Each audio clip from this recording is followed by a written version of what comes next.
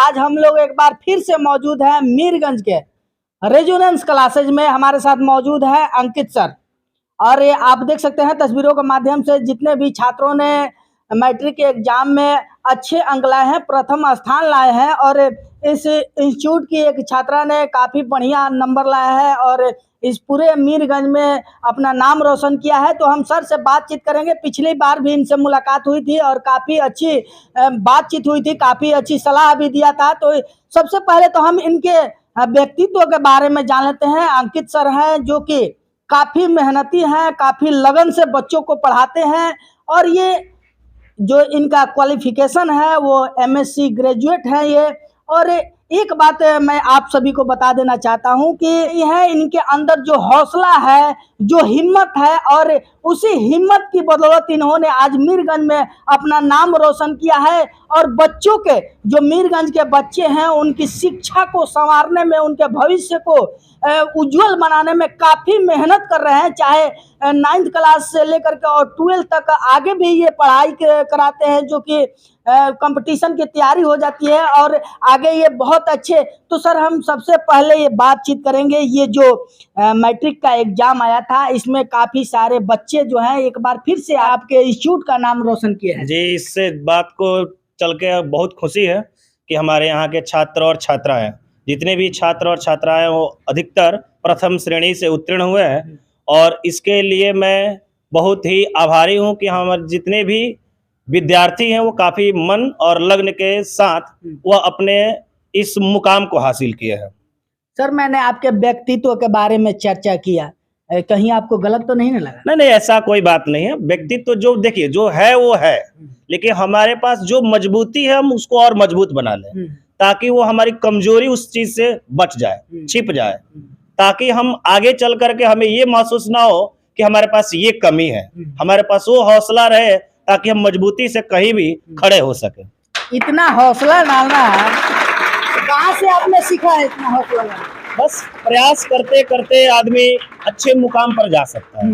विगत 10 वर्षों से ये कार्य कर रहे हैं और इस कार्य को करने में काफी हमें खुशी मिलती है। कभी थकान महसूस नहीं होता है, चाहे आप सुबह वाले बैच में आकर के पढ़ लीजिए या शाम वाले आकर के बैच में पढ़ लीजिए।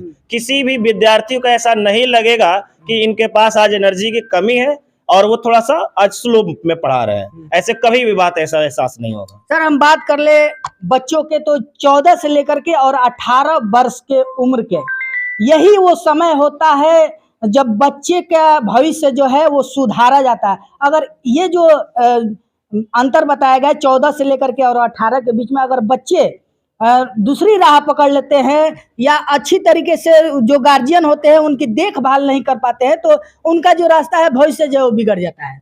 नहीं, बहुत ऐसे कम ही बच्चे मिलेंगे जो अपने रास्ते से भटक जाते हैं। एक तो सबसे बड़ा बच्चों पे ये होना चाहिए कि हम किसके साथ रह रहे हैं, क्या कर रहे हैं, ये एक बहुत बड़ा मायने रखता है। क्योंकि 14 से जो 18 वर्ष की जो अवस्थाएं होती है वो काफी मतलब एक्टिव अवस्थाएं होती है, क्रिटिकल होती है। अगर उस चीज को अगर हम सही जगह इस्तेमाल करते हैं, एनर्जी काफी होता है, तो अगर हम उसको सही जगह इस्तेमाल करते हैं तो हम काफी अच्छे परिणाम की तरफ जा सकते हैं, जो हमारे भविष्य को और ज्यादा से ज्यादा बेहतर बना सकता है।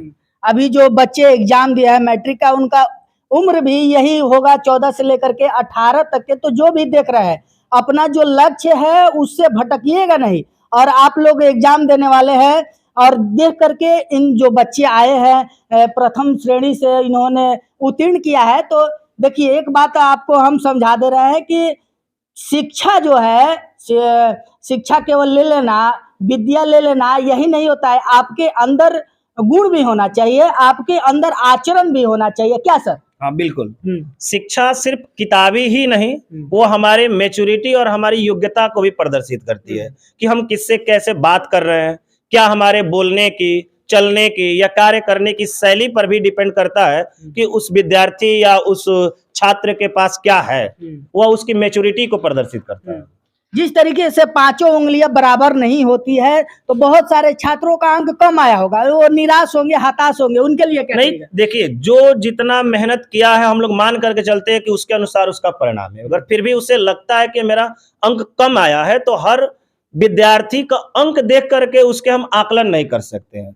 उसमें वो हौसला होनी चाहिए कि चलिए इस बार अगर कम आया है तो हम मेहनत करके अगले बार उससे भी ज्यादा परिणाम ला सके, ताकि वह अपनी निरंतरता को बनाए रखे। निराश होने की कोई जरूरत नहीं है।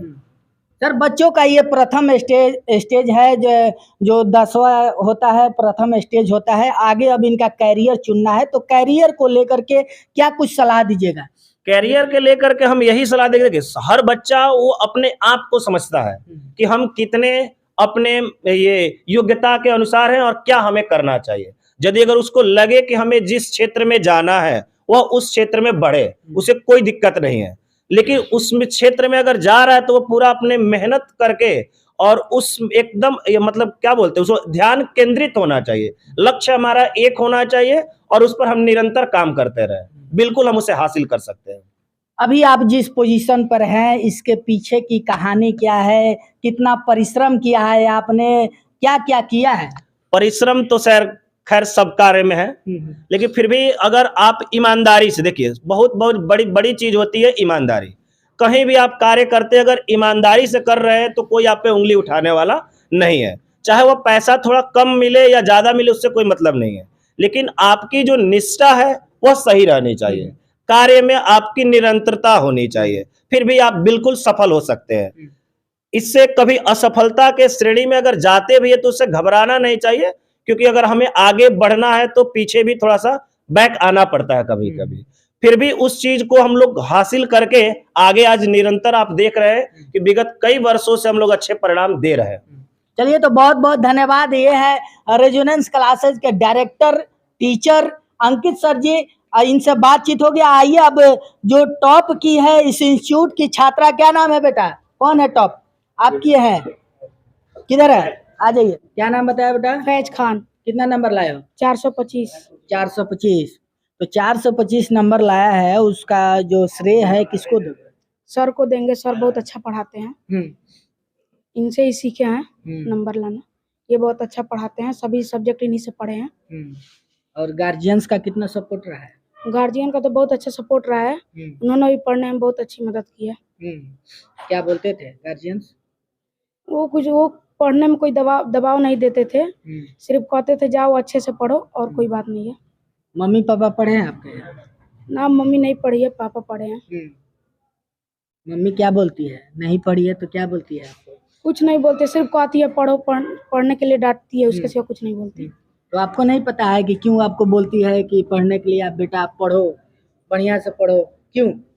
ताकि आगे आपके अंदर कुछ आता है ऐसा समझ, ताकि आगे चल के कठिनाई ना हो। मैंने कठिनाई झेलते हैं क्या आपके माता पिता? ना, हाँ, माता पिता झेलते हैं, हमको नहीं झेलने देते।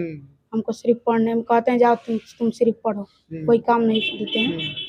माता पिता इतनी कठिनाई झेल रहे हैं, आपको पढ़ा रहे हैं, लिखा रहे हैं, आगे चल करके भटकिएगा नहीं ना? नहीं सर, आगे चलकर और अच्छे से पढ़ेंगे। अच्छे से पढ़ेंगे। आप पर जो माँ बाप ने उम्मीद लगाया है, भरोसा जताया है, उस पर खरा उतरने का प्रयास करेंगे? यस सर, जरूर। कितना परसेंट?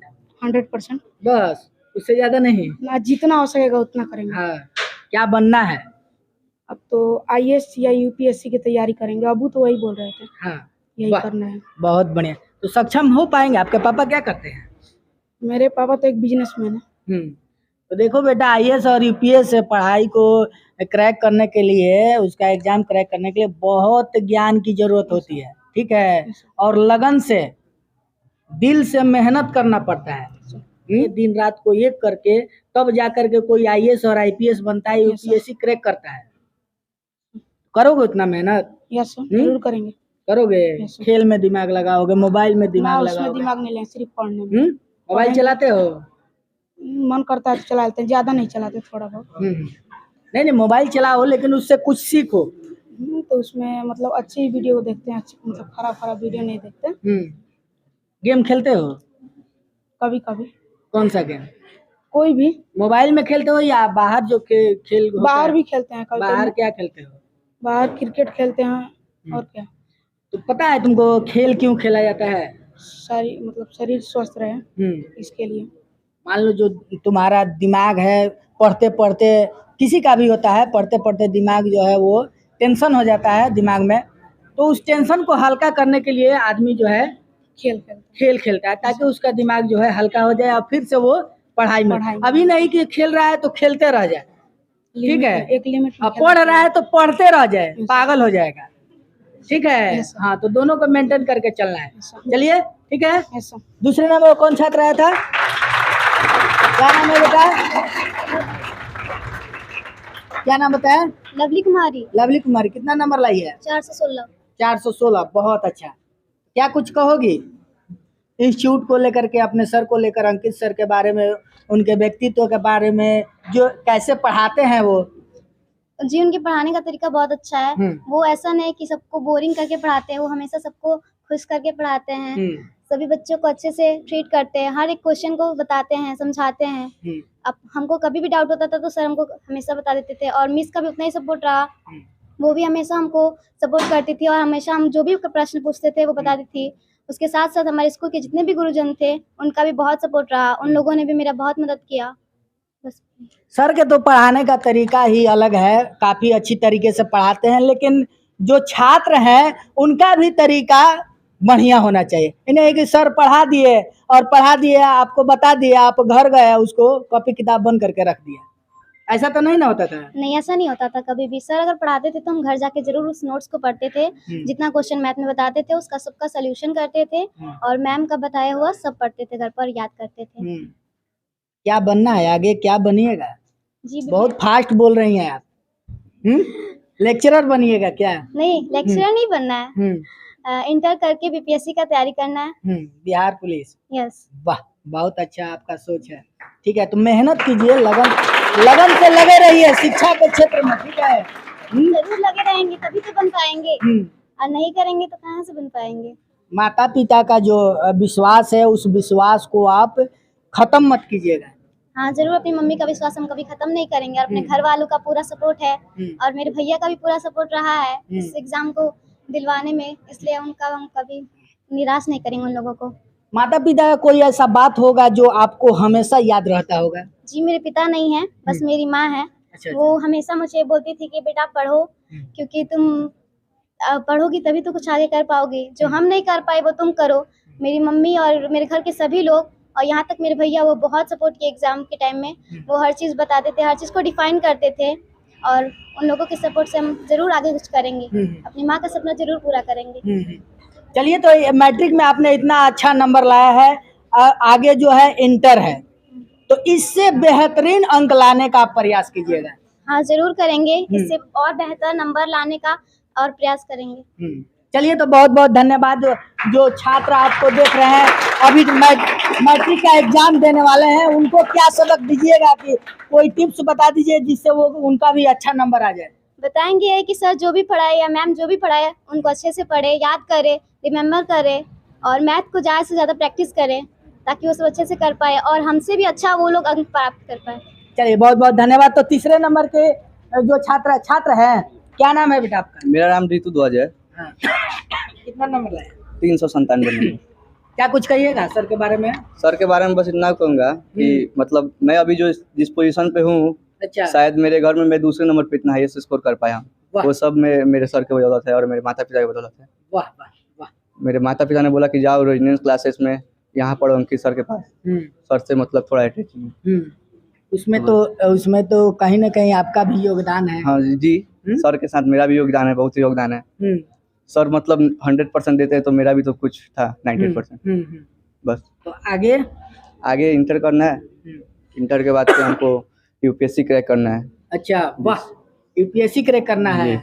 बहुत लोगों का सपना होता है यूपीएससी, आईपीएस बनना, यूपीएससी क्रैक करना। आपका भी ये सपना है? हाँ जी, ये सब मेरे भैया से है। अभी अच्छा। मेरे भैया तैयारी कर रहे हैं यूपीएससी के। कर रहे हैं? हाँ, तो उनसे मेरे ये प्रेरणा मिले कि हमको भी यूपीएससी करना है, उनके जैसा बनना है। हाँ। आगे चल के कोई दिक्कत? आगे चल के कोई दिक्कत होने वाली नहीं है, क्योंकि यूपीएससी के लिए मैंने मतलब बहुत सर से बात भी किया कि बेसिक क्या है वो सबका, सोशल साइंस है या साइंस है या मैथ है, उसके लिए मुझे कितना समय देना, वो सब मैं सर से बात कर चुका हूँ। और अभी तो लिए मैं तो साइंस लेना चाहता हूँ। कितना उम्र है आपका? मेरा अभी 14 साल उम्र है। 14 साल उम्र है। जी। यहाँ से अब 2 रास्ते हो जाते हैं। हाँ, ठीक है। एक सही रास्ता होता है, एक गलत रास्ता होता है। जी। किधर जाना है? सही चुनना है। लाइफ में कुछ बनना है तो सही चुनना पड़ेगा। तो देख लो, बोल रहे हो। हाँ बोल रहे हैं तो करके दिखाएंगे, बोल रहे हैं तो कर भी दिखाओगे? करेंगे। हाँ जी कंफर्म है।